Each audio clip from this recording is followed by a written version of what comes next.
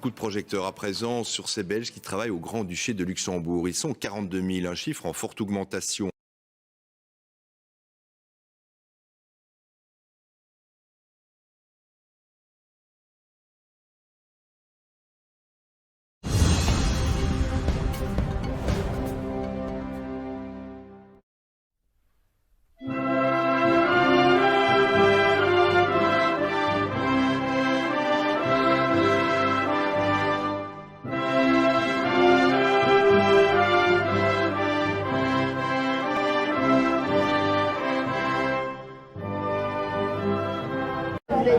Bonjour, comme vous voyez, nous sommes dans le train. Aujourd'hui, on est en route vers la ville de Bruxelles. On va visiter les institutions européennes. Pour préparer cette journée à Bruxelles, chaque groupe a reçu un thème.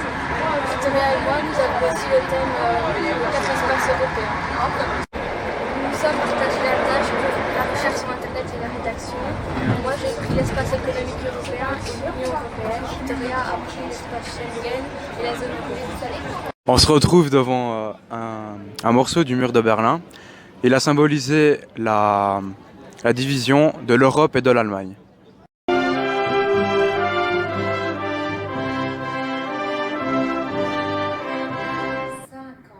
Et la dernière fois, c'était en 2014.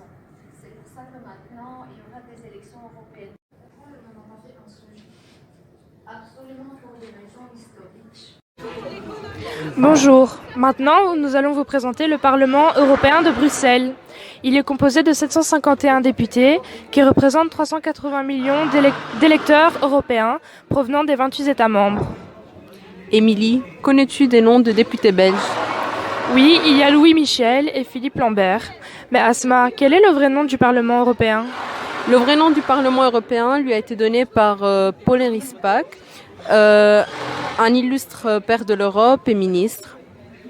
Et les Bruxellois n'ont-ils pas trouvé un nom plus simple à retenir? Oui, les habitants de la ville appellent souvent ce bâtiment le Caprice des dieux pour sa forme qui rappelle la boîte du fromage, du célèbre fromage, et pour le nombre de personnes qu'il peut contenir. Voilà. Merci de nous avoir écoutés. Donc bonjour, nous sommes au Parlement européen. Donc madame, ici est notre conférencière. Je voulais vous demander quelles sont vos fonctions ici, depuis combien de temps vous êtes là? Bonjour, c'était un plaisir d'être avec votre groupe. Je m'appelle Desislava et je travaille depuis 1 an au Parlement européen. Avant, j'ai travaillé à la Commission européenne et je vous ai expliqué aujourd'hui comment le Parlement travaille, qu'est-ce qu'il fait, et c'était un plaisir de vous avoir aujourd'hui. Merci.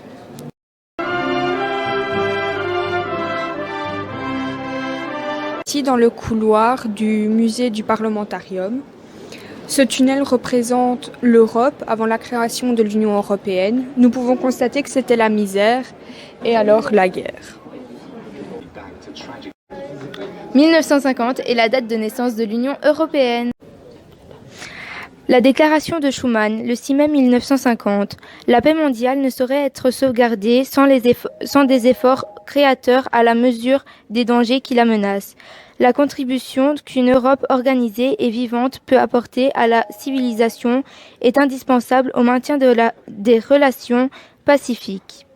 Ici, on se trouve dans le deuxième couloir. On y voit des événements qui se sont passés dans l'Europe, tels qu'en 1989 pour la chute du mur de Berlin et en 1985 la guerre froide entre l'OTAN et l'URSS.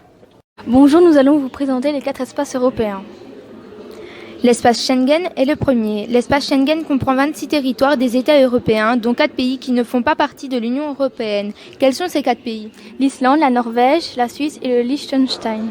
C'est une zone au sein de laquelle la liberté de circulation des personnes est aboutie, car les voyageurs peuvent traverser des frontières sans contrôler l'identité systématiquement. Nous sommes dans une salle qui représente le territoire de l'Union européenne. On peut y voir plusieurs pays et quand on y passe avec ceci, on peut voir ce que l'Union européenne fait pour les citoyens de chacun de ces pays. Le Conseil européen décide de ce que les pays veulent faire. La Commission européenne rédige la loi appelée aussi directive. Le Parlement européen en débat et le Conseil des ministres l'approuve. De la mondialisation, quand tout est impossible. interconnectés. Personne ne peut surmonter seul ces défis.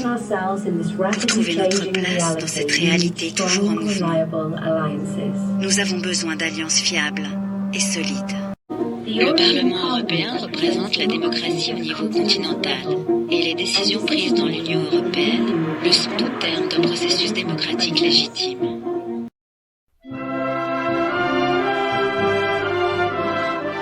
Présenter la Commission européenne. La Commission européenne a été fondée le 1er janvier 1958. Le président est luxembourgeois et se nomme Jean-Claude Juncker et le siège se situe à Bruxelles et se nomme le Berlaymont. La Commission européenne est l'une des principales institutions de l'Union européenne avec le Parlement européen, le Conseil de l'Union européenne et le Conseil européen.